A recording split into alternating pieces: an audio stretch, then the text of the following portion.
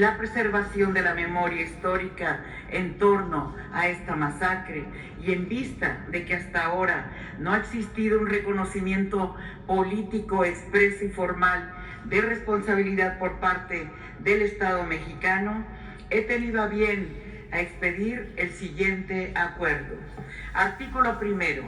En nombre y representación del Estado mexicano, se reconoce políticamente que los actos de violencia gubernamental perpetrados el 2 de octubre de 1968 en contra de integrantes del heroico movimiento estudiantil fueron constitutivos de un crimen de lesa humanidad, como fue reconocido por el entonces presidente de la República y comandante supremo de las Fuerzas Armadas, Gustavo Díaz Ordaz, durante la lectura de su quinto informe de gobierno.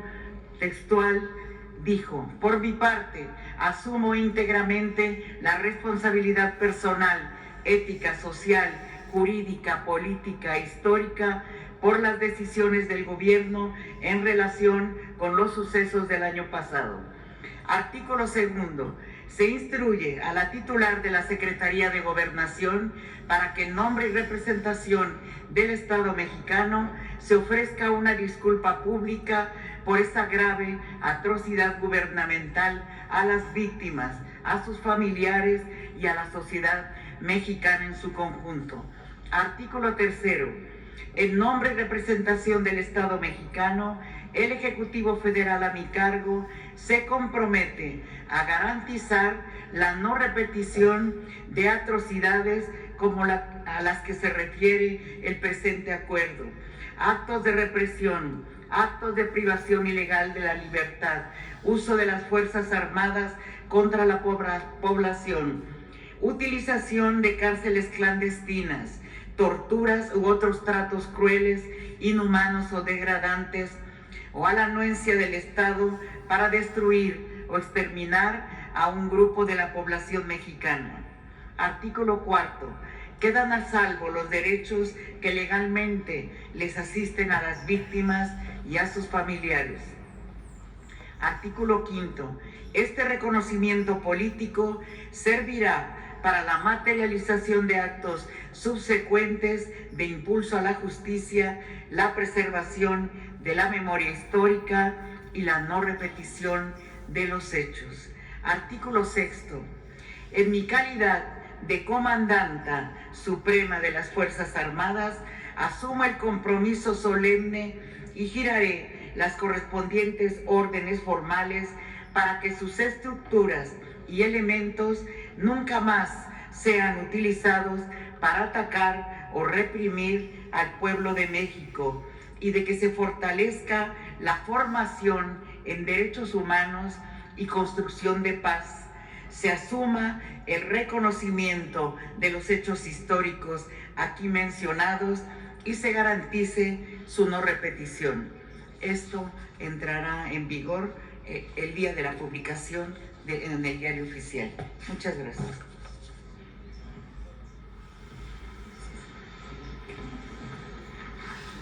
Con su permiso, Presidenta. Muy buenos días a todas y todos. En cumplimiento a la instrucción de la Presidenta de la República, Claudia Sheinbaum Pardo, y con la convicción de la responsabilidad histórica que han otorgado a este gobierno millones de mexicanas y mexicanos, me dirijo a ustedes para pronunciarnos en nombre del Estado mexicano por los actos de violencia cometidos el 2 de octubre de 1968. Este crimen de lesa humanidad fue ideado, ejecutado y encubierto desde la más alta autoridad del poder público, y su responsabilidad principal recayó en el entonces presidente de la República, Gustavo Díaz Ordaz. Se trató de un reprobable acto de represión estudiantil y social que tuvo como consecuencia decenas de muertos, heridos, detenidos extrajudicialmente judicialmente y torturados. Con la masacre de Tlatelolco se dejó ver el agotamiento del Estado represor, vertical y autoritario que usó la fuerza de sus instituciones en contra del pueblo. Hoy, en este acto, nos dirigimos a las madres, a los padres, a los hermanos, a las familias y también a los sobrevivientes de aquel oscuro periodo, pues son ellos quienes se encargaron de mantener viva la memoria de aquellas atrocidades y continuar con la lucha y la exigencia de justicia.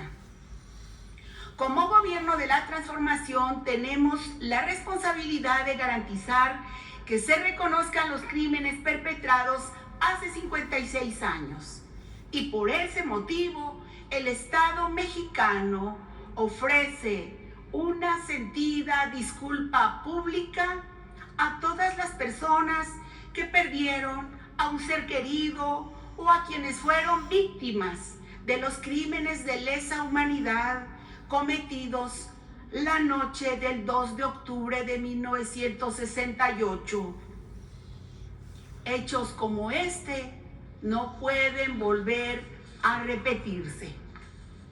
Esta acción es muy importante porque se realiza desde la Secretaría de Gobernación, donde se instrumentaba la represión al pueblo y donde ahora tenemos el compromiso y la responsabilidad de impulsar las libertades y los derechos. En el Estado mexicano actual se tiene la voluntad histórica de hacer justicia, siempre en apego a los principios constitucionales y a los ideales de libertad y democracia. Gracias por su atención.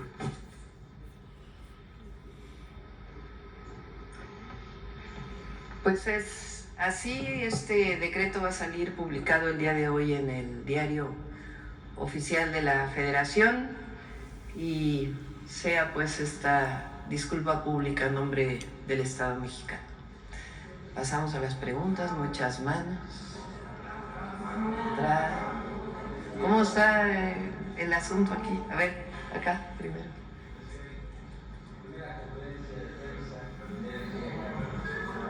Micrófono.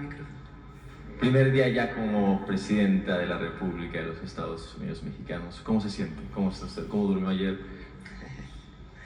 Bien. Bien. Responsable, preparada. Presidenta, la Juventud Rebelde encauzó el movimiento del 68. Después vimos otros eventos de juventudes profundamente rebeldes con causa. El movimiento del CEU, en el que usted participó. Quizás tardó muchos años en volver a verse otro movimiento de juventudes en esos términos, quizás únicamente comparable el movimiento de 132, varios años después.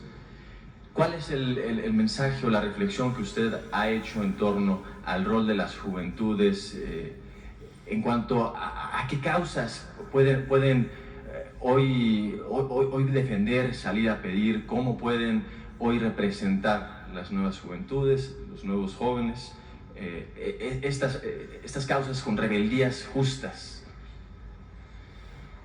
Pues yo diría que las y los jóvenes, primero, conocer la historia de México.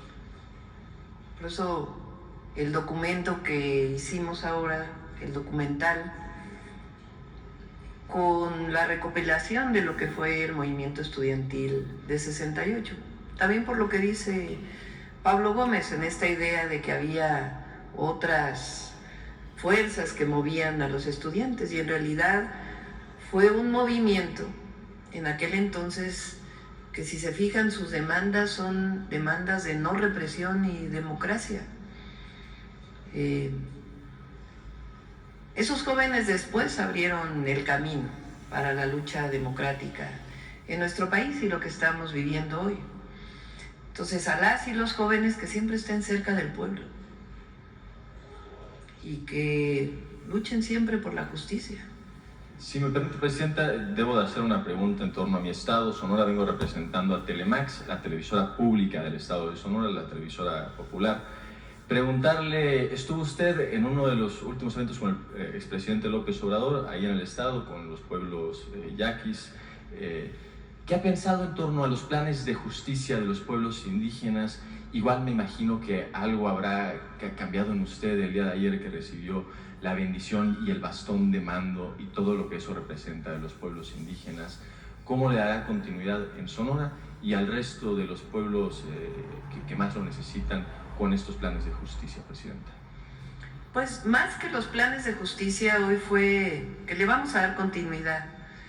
Fue aprobada ya y además es una reforma constitucional que fue aprobada por unanimidad de una lucha histórica de los pueblos indígenas de México y afromexicanos. ¿Qué es lo que se llama que sean sujetos plenos de derecho? Los pueblos indígenas no eran reconocidos ni por su propiedad, ni podían presentar una denuncia como pueblos. Lo que se reconoce son los derechos agrarios, pero no como pueblos indígenas. Y ahora tenemos que ir más allá porque formalmente ya reconocidos tienen que tener su presupuesto propio en el próximo presupuesto de egresos de la Federación, además de continuar con los planes de justicia y seguir apoyando para el rescate de la memoria histórica. Además, para nosotros es esencia de México. El presidente López Obrador en su libro Gracias habla de que el humanismo mexicano está sustentado en dos pilares: la fuerza cultural de los pueblos originarios, que dan esencia al pueblo de México, a nuestra cultura, y la otra es nuestra historia patria, desde la independencia, la reforma, la revolución y todos los movimientos sociales que permitieron el México de hoy. Entonces vamos a ir más allá de los planes de justicia porque pues tiene que llevarse a los hechos la reforma constitucional. Y Presidenta, por último, porque usted ha sido muy rápida con sus preguntas, si me permite la imprudencia de preguntarle en otra ocasión, no me perdonaría a mí mismo si soy el primero en preguntar en estas nuevas mañaneras del pueblo y no le pregunto acerca del Plan Sonora, el gran plan de industrialización de mi estado. ¿Qué percepción tiene al respecto? ¿Qué valoración hace ya después de esta larga transición, más corta de lo normal? ¿Y cómo se le va a dar continuidad, Presidente? Sí. Por cierto, ahora no lo comenté y yo creo que vale la pena. El presidente López Obrador hizo una de sus primeras disculpas, si no la primera, al pueblo yaqui como jefe del Estado mexicano. La disculpa lo que hace es reconocer las atrocidades del pasado contra el pueblo yaqui, decir nunca más y al mismo tiempo generar un plan de justicia, de resarcimiento por esos daños que se cometieron en el pasado, en particular al pueblo yaqui que sufrió represión, esclavitud, querían aniquilarlos en la época de Porfirio Díaz, en realidad para quedarse con sus tierras. Y lo retomo por el tema de España, que es importante. El presidente López Obrador en su momento hace una carta que leyó aquí al rey de España para ponernos de acuerdo, para ponerse de acuerdo en una disculpa pública por las atrocidades cometidas durante la conquista española. Posterior a eso, ¿qué ocurre? El rey no contesta la carta, ni siquiera en lo más básico de una relación bilateral diplomática, como jefe de Estado a jefe de Estado, porque fue una carta privada que tenía que ser contestada pues con una carta privada, aunque no hubiera estado de acuerdo. El tema aquí es que no solo no contesta, sino que se hace pública esa carta y después viene una campaña tremenda contra México y el presidente López Obrador. Por eso nosotros decimos que la disculpa pública frente a atrocidades del pasado engrandece a los pueblos, engrandece a los gobiernos. No es meter debajo de la alfombra un hecho como estos, sino decir ocurrió y no queremos que vuelva a ocurrir, como el caso del 2 de octubre de 1968. Por acá, a ver por acá. Vamos a tomar que unas 5.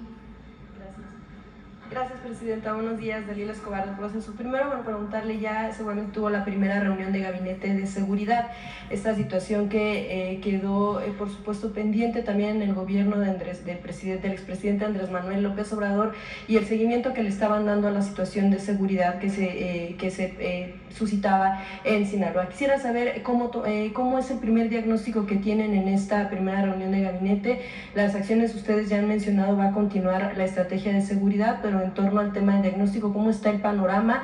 Se hablaba de que se había extendido hacia Sonora este asunto de la violencia, y sobre todo también en este mismo sentido preguntarle las acciones que pudiera estar tomando para solicitar que Estados Unidos dé información en torno al tema de las detenciones de dos narcotraficantes que se dio desde territorio mexicano y que concluyó en Estados Unidos. Para empezar, gracias. Sí tuvimos la primera reunión. Por cierto, Sinaloa no aparece entre los 5 estados de más número de homicidios. El primero sigue siendo Guanajuato. Estaba Chihuahua, Estado de México, pero el máximo, Guanajuato, de nuevo. ¿Qué vamos a hacer nosotros? Primero, dar seguimiento a estas reuniones de las 6 de la mañana.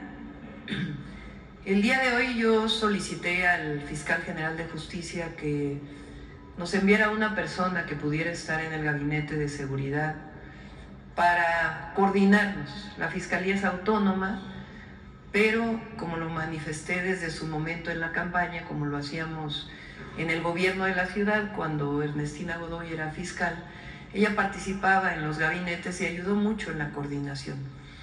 Entonces el día de hoy ya llegó un fiscal a nombre del fiscal Gertz Manero como parte de la coordinación que vamos a establecer. Eso es algo importante. Y también pues el análisis de dónde están los homicidios y un programa que estamos desarrollando para los municipios que en este momento tienen mayor número de homicidios. El día 8, si mal no me acuerdo, creo que es 8, el martes, ¿no?, de la próxima semana, vamos a presentar el Plan Nacional de Seguridad. Son algunas iniciativas que vamos a enviar, sobre todo para fortalecer la inteligencia y la investigación. Nuestra estrategia consiste en 4 ejes. Es atención a las causas. Vamos a seguir trabajando con las y los jóvenes, con Jóvenes Construyendo el Futuro, con más número de preparatorias y universidades, y también con un programa especial desde la Secretaría de Seguridad Ciudadana que llamamos Jóvenes Unen a México o Uniendo a México. Es un programa que lo desarrollaban antes, pero que ahora le vamos a dar más focalización, que es justamente en estos municipios de mayor índice delictivo, para atender a las familias de una manera integral. Y particularmente a los jóvenes, para incorporarlos a Jóvenes Construyendo el Futuro, a la escuela, a que no se involucren con los grupos delictivos. El segundo es la consolidación de la Guardia Nacional. Ya fue publicada la reforma de que la Guardia es parte de la Secretaría de la Defensa Nacional, pero hay una coordinación muy importante entre la Guardia, la Secretaría de la Defensa, la Secretaría de Marina y la Secretaría de Seguridad Ciudadana, en la inteligencia, la investigación y que nos permita llevar a la judicialización de casos en la Fiscalía y en su momento en el Poder Judicial. La tercera tiene que ver con atención a las causas, consolidación de la Guardia Nacional, inteligencia e investigación y coordinación, que justamente esta coordinación, y vamos a estar invitando a gobernadores de las distintas entidades para poder hacer estos planes de una manera más integral. Y sí, vamos a seguir pidiendo información de estas detenciones que hubo en nuestro territorio. Entonces podría decirse, Guanajuato sigue siendo pues una preocupación porque sigue estando entre los primeros lugares, pero podría decirse también que en el caso de Sinaloa se tiene la percepción de que se están tranquilizando las cosas. Vamos a esperar a que podamos tener el análisis más detallado del caso Sinaloa para poderles comentar. Pero sí, lo que les puedo decir es que este fin de semana no fue de los estados con mayor número de homicidios. Presidenta, en otro tema, bueno, ayer veíamos ya a la primera presidenta de México, también veíamos ahí en la Cámara de Diputados a una mujer presidenta de la mesa directiva del Congreso y a una mujer también presidenta en el caso del Poder Judicial. Quisiera preguntarle, por un lado, cómo se va a definir la relación que se tendrá con los dos poderes del Estado. Al mando están mujeres en específico y en especial. Y también este tema de, bueno, seguramente la insistencia en torno a cómo se observa que se podrá ir desahogando la aplicación de la reforma judicial, que pues ya es un hecho, pero que pudiera tener a lo mejor algunas trabas por recursos legales que se estén presentando, sobre todo por la interpretación que pueda tener el INE en esta organización. Y bueno, también aprovechando preguntar cómo recibe la relación que se tiene con Estados Unidos, si bien diplomáticamente pues pudiera ser estable, comercialmente lo es, porque son los principales, México es principal socio, pero sobre todo en las presiones que se están teniendo en torno a, en un principio, bueno, más que presiones, opiniones en torno a la reforma del Poder Judicial, pero también en torno a otros temas que se tienen que resolver y que están enmarcados en el tratado comercial. Bueno, sobre el Poder Judicial, pues ya conocen nuestra posición. Y además ya hubo una aprobación de la reforma al Poder Judicial. Siguen en paro los jueces y algunos trabajadores, que por cierto, aprovecho nuevamente, en la Constitución, en la reforma constitucional, quedan salvaguardados todos los derechos laborales, los salarios de los servidores públicos del Poder Judicial. No hay razón para que estén en paro, ninguna. Porque cuando están en paro el Poder Judicial, también hay que decirlo, las órdenes de aprehensión para un delincuente pues vienen del Poder Judicial. Entonces, ¿cómo en paro?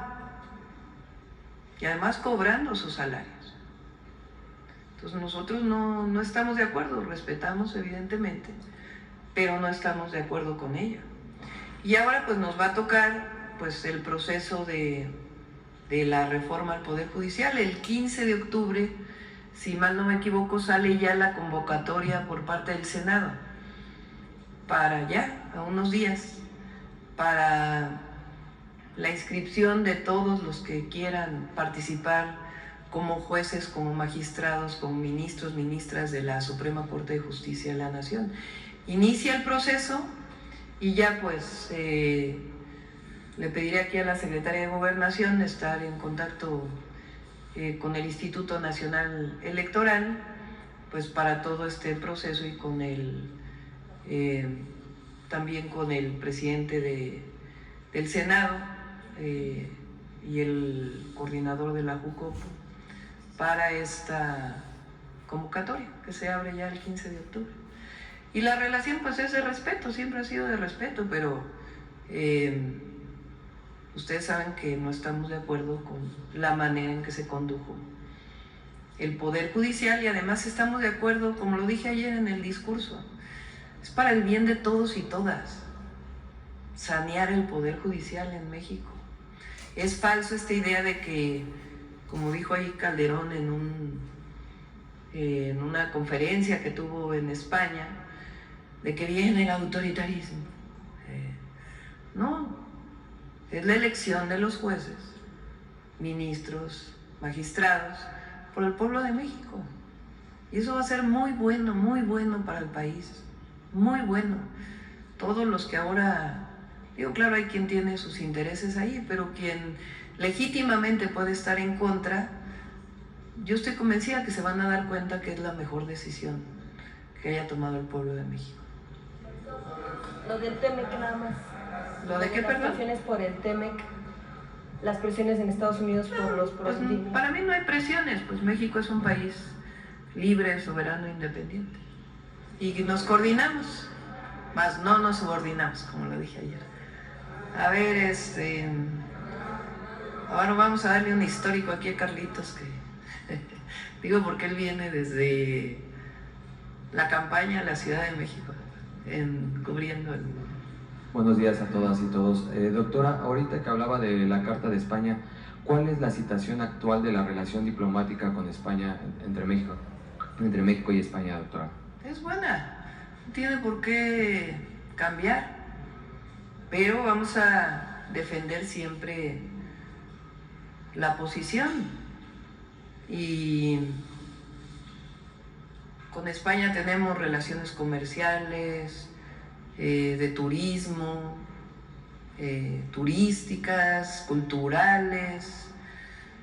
A México y España le une de manera muy importante el exilio que hubo de la República. Hay muchísimos españoles y españolas que viven en México de aquella época y otros también. Pero nosotros creemos primero que tiene que recapacitarse. Hace poco el gobernador de California, que por cierto estuvo aquí para la toma de protesta, hizo una disculpa pública al pueblo afroestadounidense por las atrocidades también que se cometieron. Y los países de Europa han hecho disculpas públicas, el Vaticano hizo una disculpa pública. Entonces, es importante seguir manteniendo esta posición y la vamos a mantener. También ayer, doctora, se publica una carta de parte de Xóchitl Gálvez donde le hace una serie de peticiones y le dice que tiene poco tiempo para acabar con la intriga y la polarización. ¿Qué responder a esta carta, doctora? Me acordé ahorita, a ver, si hay por ahí una encuesta que sacó el Universal hace poco de Buen Día, para que vean cuánta polarización hay, de cuando deja el gobierno el presidente López Obrador. Es la última transparencia, a ver si te la pasé por ahí. Miren esta pregunta. En su opinión, los comentarios y declaraciones que por lo general hace, dos preguntas, ¿López Obrador o Claudia Sheinbaum?, ¿ayudan a unir a los mexicanos o sirven para dividirlos? A la pregunta, ¿los comentarios que hace López Obrador ayudan a unir a los mexicanos? 69% en el levantamiento de esa encuesta al final del periodo del presidente Andrés Manuel López Obrador decían que sus comentarios ayudan a unirlos a los mexicanos y mexicanas, 69%. Y en el caso de su servidora, 73%. ¿Sí se dan cuenta? Entonces, ellos siguen pensando que hubo una elección de Estado y muchas cosas. Pero lo que hay pues es una organización, concientización muy grande del pueblo de México. Ayer la verdad fue muy hermoso como en todo el recorrido de su casa, que salía ayer en la mañana, hasta el Congreso, igual le pasó al presidente López Obrador, pues la gente salía a las calles a aplaudir, contenta. Entonces, la unión de los mexicanos se basa en las libertades, la democracia y la justicia. No podemos opinar todos lo mismo. Eso sería autoritarismo. Entonces se respetan las opiniones, las manifestaciones, todo lo que se haga de cualquier persona en nuestro país, pero hay una gran mayoría que dijo en su momento y que quiere que continúe la transformación a nuestro estilo propio, obviamente, y con los énfasis que vamos a dar, pero evidentemente pues continúa la transformación y vamos a lograr la paz y la seguridad en México. Por último, Presidenta, ayer en redes sociales retomaron una foto del saludo con el senador Manuel Velasco. ¿Qué responder? ¿Qué fue lo que pasó ahí, doctora? Es que de veras, sacaron en la mañana, ¿no? Creo que Claudio X González, que la reconciliación y no sé qué, y luego unas horas después ya estaba